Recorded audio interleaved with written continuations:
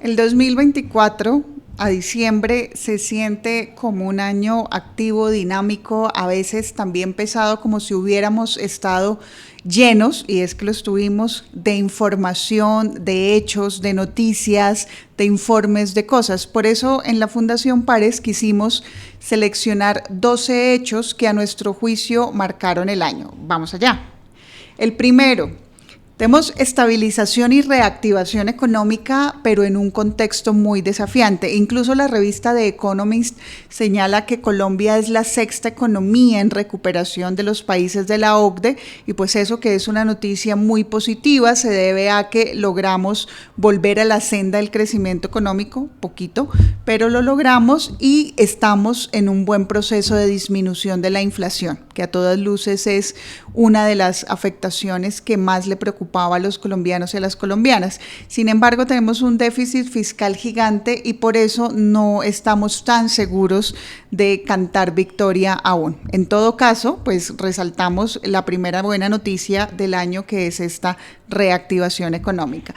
Lo segundo es definitivamente el escándalo de la Unidad Nacional para la Gestión del Riesgo. Si bien esto empieza en el 2023, en el 2024 se cobra la cabeza de 2 ministros y el director nacional de inteligencia del país, que había sido también el director del DAPRE cuando ocurrieron los hechos. Van más de 10 congresistas investigados, y de todo el gobierno de Gustavo Petro es definitivamente el escándalo de corrupción que llegó a que un presidente pidiera perdón públicamente por haber nombrado a Olmedo López, al quien el propio Petro califica de haber salido de las fundas profundas de la izquierda en Colombia. El tercero es definitivamente la llegada de Juan Fernando Cristo al ministerio en un contexto de una tensión legislativa impresionante. El presidente Petro no ha sido victorioso en cuanto a sus reformas sociales, aunque son el corazón de su proyecto político de cambio. En esto ha tenido resultados muy parciales: una reforma pensional que se puede caer en la Corte Constitucional, una reforma política que pareciera ser más inconveniente para la propia democracia interna de los partidos y para el propio al país, y una reforma a la salud que es la reforma más cercana a su corazón, que no acaba de cuajar. En el mismo espacio están la reforma laboral y por supuesto, esta nueva reforma tributaria que acaba de caerse en el Congreso y que va a incrementar el gran déficit fiscal que Colombia tiene, y el gobierno probablemente en el 2025 va a tener que apretarse mucho en el presupuesto de inversión, dado que la deuda y el funcionamiento al parecer no serán tocados. Entonces, el tercer punto, la llegada de Juan Fernando Cristo al ministerio. Vamos a ver si Petro decide conservar un enfoque muy pragmático con un operador político, que es la segunda vez que ocupa este cargo en el país. El cuarto es la COP16 y la importancia ascendente del cambio climático. Pese a muchas críticas, la COP16 le permitió a Colombia brillar, y le permitió a Coli brillar como la capital mundial del ecologismo durante un tiempo. La ciudad se llenó de activistas, de informes, de presentaciones. Fue un respiro en medio de un año muy congestionado de noticias, a veces de malas noticias, y por eso creemos que la COP16 va a seguir marcando no solamente el 2024, sino también años venideros, en lo que ya en Colombia se ha posicionado como una alta necesidad de luchar por el cambio climático y preservar nuestra biodiversidad. El quinto es, tenemos la primera defensora del pueblo en Colombia, ya era hora, y una fiscal independiente electa, ambas presentadas en una terna de mujeres, muy bien por eso, pero al mismo tiempo una Contraloría y una Procuraduría que permanecen en manos políticas y que es muy probable que terminen siendo el patio trasero de la burocracia de los congresistas que no logren ubicarlas en otros cargos en el Estado. Entonces, sigue la preocupación por el Ministerio Público, pero celebramos altamente que 2 mujeres muy competentes con muchas capacidades hayan llegado a estos importantes cambios. Ahora, vamos con unas noticias no tan buenas y con unos hechos no tan buenos que marcaron el año. El 2024 fue el año de 9 negociaciones de paz. Tuvimos ceses al fuego, tuvimos rupturas de ceses al fuego, la mayoría de las mesas están o estuvieron en grandes crisis, los grupos armados se fragmentaron y en medio de todo esto la paz total es lo que no termina de avanzar. ¿Qué se esperará? el próximo año. Es muy posible que las negociaciones sigan en el 2025, pero de una forma mucho más fragmentada, con grupos armados que prefieren enfocar todos sus esfuerzos en el control violento del territorio que apostarle realmente a unas negociaciones de paz que tengan un final feliz. El ELN y otros grupos armados han dejado muy claro que no habrá dejación de armas en este gobierno, y eso pone al presidente Petro un poco entre la espada y la pared. ¿Hasta dónde va a lograr avanzar su proyecto de paz total, que empezó siendo como una de las banderas de su gobierno, pero en este momento no se considera uno de sus programas o de políticas públicas preferidas para el país? Y en el mismo sentido, vamos con el siguiente hecho que ha marcado el 2024, y son justamente las crisis en los ceses al fuego y la consolidación de un nuevo ciclo de violencia. Ahí en Pares hemos señalado varias cosas, algunas positivas. Hay una reducción del 2% de los homicidios en el país, que por supuesto celebramos.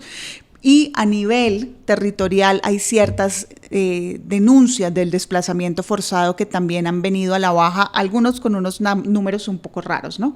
El reclutamiento forzado, por ejemplo, sabemos que sigue siendo uno de los grandes problemas. Los jóvenes en territorio nos dicen que es uno de los grandes problemas del país, pero no tenemos datos. Y todos los grupos armados están prohibiendo a la gente que denuncie, y por eso pensamos que las cifras en este momento no son realmente confiables, sobre todo las que tienen que ver con las denuncias que la población pues tiene la capacidad de hacer.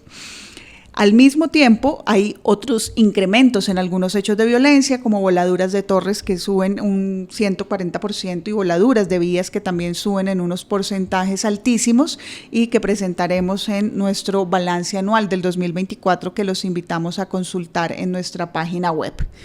Pero si hay algo que haya marcado el año es definitivamente la crisis de seguridad en las grandes ciudades, resaltando a Bogotá y a Barranquilla como dos de las principales afectadas.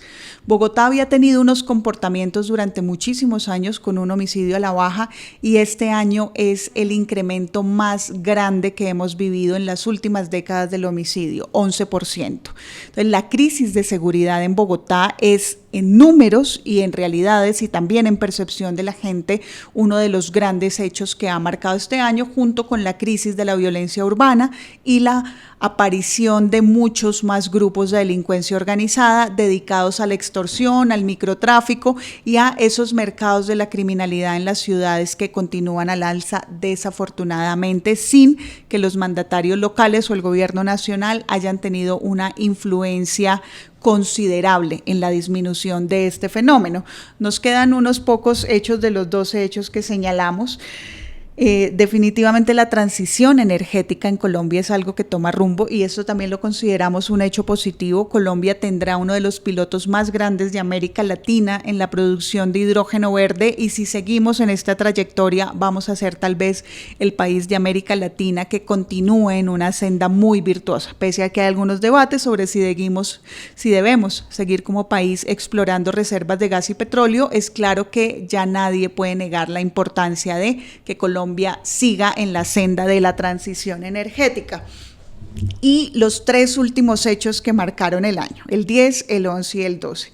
El 10 arrancan las campañas políticas para las elecciones del 2026, tal vez más pronto de lo que se pensaba, con una característica, y es cierto ascenso de candidatos que quieren hacerse ver como outsiders, por fuera de los partidos políticos, por fuera de la política tradicional, aunque tengan raíces profundas, ellos mismos, ellas mismas o sus acompañantes políticos. En esto Vicky Dávila ha punteado lo que significa ser un outsider en Colombia con sus sombras. Específicamente hemos tenido outsiders en Perú, hemos tenido outsiders en el pasado en Colombia que no lo han hecho tan bien. Rodolfo Hernández pudo ser el primer presidente outsider de Colombia, y la pregunta es, ¿elegirá Colombia un outsider para el 2026? ¿La fragmentación de los partidos políticos contribuirá a esto? ¿El transfugismo que está corriendo curso en el Congreso en este momento también contribuirá a esto? Y finalmente nos queda el informe de las Naciones Unidas para el control control de la droga y el delito. ¿Está Colombia nadando en coca? Porque si la fuerza pública ha incrementado en más de un 40% el número de incautaciones de coca, seguimos con niveles de producción tan altas y niveles de cultivos tan altos? ¿Se ha recuperado el mercado de la coca por completo en Colombia? ¿Cuánto dinero está generando el narcotráfico hoy? ¿Es de verdad la economía que más está alimentando la guerra en Colombia? Todas esas preguntas nos quedan para finalizar el año y reflexionar, y también para el 2025. Y finalmente, el último de los hechos es la descentralización. ¿Será nuestro posible acuerdo nacional? Definitivamente la descentralización vuelve a jugar muy fuerte, con unos acuerdos en el Congreso en donde no sabemos si fue correcto la decisión que toma el gobierno nacional de primero asignar el presupuesto y luego definir las competencias, o como el huevo y la gallina, primero debimos haber definido las competencias y luego haber incrementado el presupuesto para las regiones. Pero en todo esto hemos estado en el año en pares. Les deseamos una muy feliz Navidad, de verdad un próspero año 2025, y seguiremos acompañando desde los esfuerzos de la sociedad civil a Colombia y a la región de América Latina. ¡Uepa! Ese grito, vagabundo, compa. Vagabundo, ya, ya.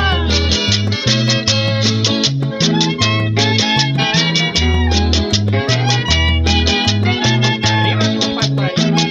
Arriba, Rubio. ¿Cómo me compongo yo en el día de hoy? ¿Cómo me compongo yo en el de mañana? ¿Cómo me compongo yo en el día de hoy? ¿Cómo me compongo yo en el de mañana? ¿Cómo me compongo yo si vivo triste? ¿Cómo me compongo yo? Me duele el alma. ¿Cómo me compongo yo si vivo triste? ¿Cómo me compongo yo? Me duele el alma. ¡Dale!